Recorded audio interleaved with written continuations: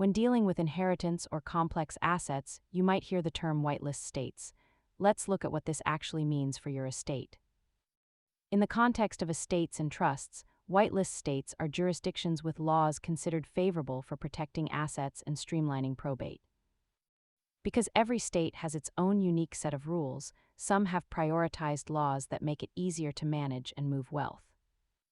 These states often feature strong protections against creditors, lower tax burdens on heirs, and processes that keep assets out of the public eye.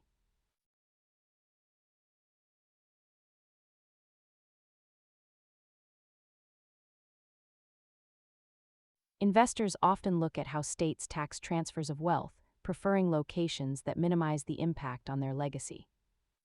Remember, where you establish your trust or domicile can significantly change how your assets are handled after you're gone. Laws change frequently, so always consult with a qualified professional before making structural changes to your estate. Subscribe for more money basics.